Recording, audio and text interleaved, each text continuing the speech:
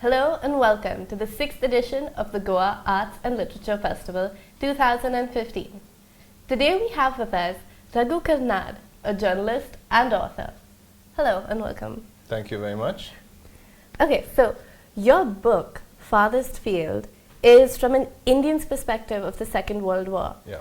What made you decide to dig up the past like that?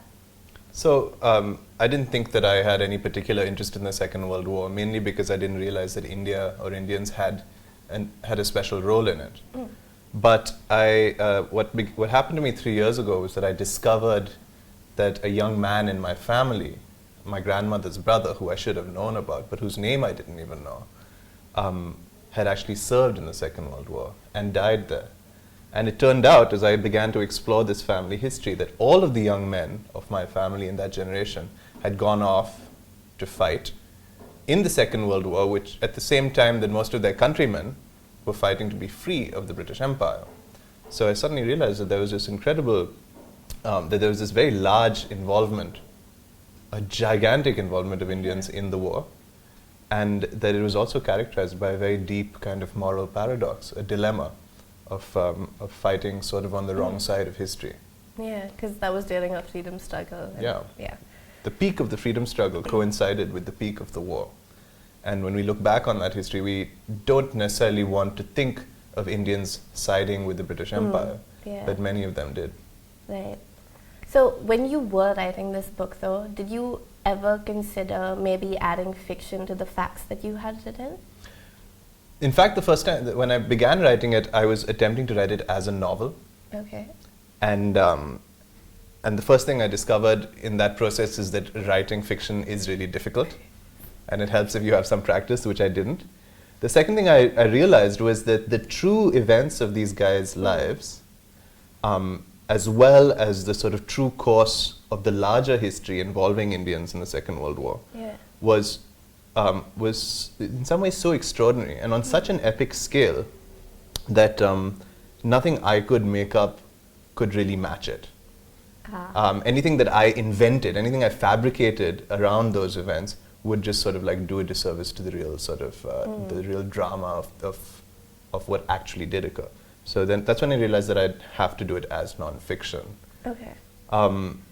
But given the challenges of this particular story, I ended up using a kind of non-fiction approach that's a little bit unorthodox. I'm assuming when you did this research, you talked to a lot of other really, really old soldiers who were reliving their past. So were there any memorable anecdotes that you wish you could have put in the book but didn't get in? Tons. I mean, here's the thing. How do you get into the minds of people who've been dead many years and try to begin to understand their experience from many decades ago? In this case, I couldn't interview my subjects. They're all gone. But what I could do was find people who were part of that generation and who are still with us. So some of them civilians who had known the family and helped unfold the personal story. And some of them veterans who hadn't known the family, but they had known the war. And they could share with me insights and stories into what it was like to be in that position, serving the British Indian Army in this humongous global conflict. And it was always, every single one of those interviews was memorable and quite moving in different ways. The reason that they were all moving was that in every situation I was interviewing someone quite old, as you say, generally near the end of their lives, and they were aware of that themselves. These are men in their 90s. And I was asking them to look back on the period of their lives when they were young and just out of college, just on the verge of joining the army in glamorous roles as young officers, often falling in love in the most adventurous and vigorous and sort of robust years of their lives. And that was always just, so that was always a very powerful experience. Also, they just have terrific stories, you know? Someone's up in Italy and sees Mussolini's body hanging from the hanging from the gas station at the end of the war. Someone else is flying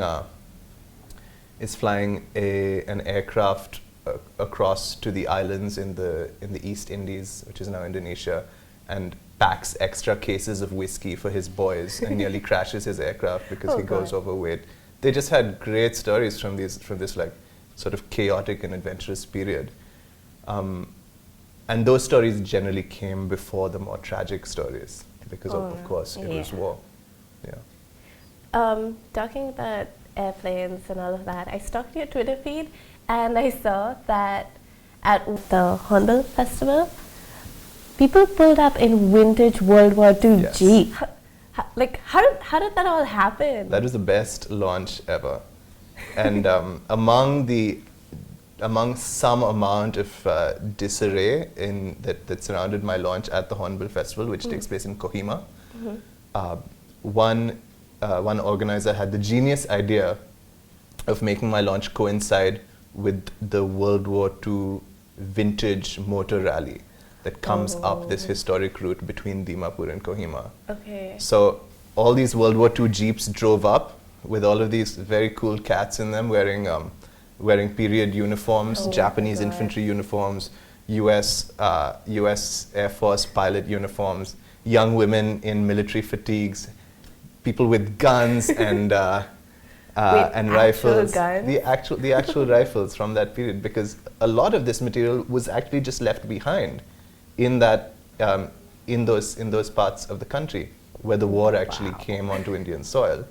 And so suddenly I was there doing my book launch, which is a fairly familiar experience to me now, but the people I was talking to were essentially doing cosplay, which was the best thing ever. Yeah. Don't think a lot of first-time authors can say they had that. It was quite a gift.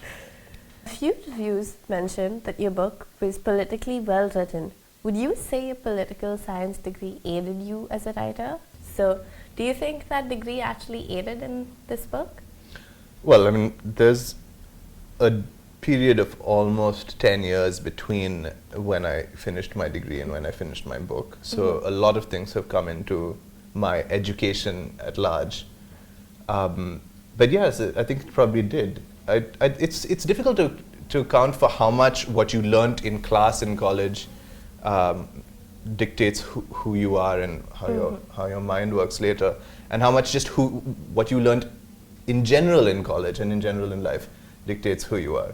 But to study politics and to try and understand society as well as you can, and to try and understand power as well as you can, which is really what is at the essence of political science, is incredibly useful if you're going to be writing about society in any period. And the strange operations of power in the context of the Second World War, writing about middle-class people who were sort of in between the class of those who were really powerful and those who were really disempowered, and how they get drawn into a conflict, into a global conflict, and how they identify with it was actually quite a challenge. And it was useful to have a background in thinking about some questions like that. So, do you plan on writing another book as such? Yeah, I think I do. Once you write a book, it's a little bit hard, I can tell, to go back, to give up what a privilege it is to be writing a book. One of the problems with writing a book is that for everybody in the world right now, it's getting harder and harder to read books. Yeah. Because the sort of pressure of distraction is getting extremely intense. So there are some practical issues that attend on the question of whether to write books, but none of those are going to take away from the fact that a certain kind of work, a certain way of answering questions about the world is only ever going to happen through books. Yeah. So the real reason that I'm hoping that reading culture doesn't evaporate is that if reading culture evaporates, we'll all survive, but we'll lose the ability to answer certain kinds of questions, and really important ones. Okay, and finally, you've been to a lot of other literature festivals as well through this year since your book launch, again from stalking your Twitter feed. How would you say the Goa Arts and Literature Festival compares to these? So I'm only halfway through my LitFest circuit this year. So I've only been to 3 so far. But I have visited Litfests in the past, and the Goa Arts and Lit Fest is very distinctive in a way that I really appreciate. In general, there are so many Lit Fests in the country right now, and there's nothing to complain about that. It's wonderful to see people celebrating literature and writing and hopefully reading in different contexts and in different ways.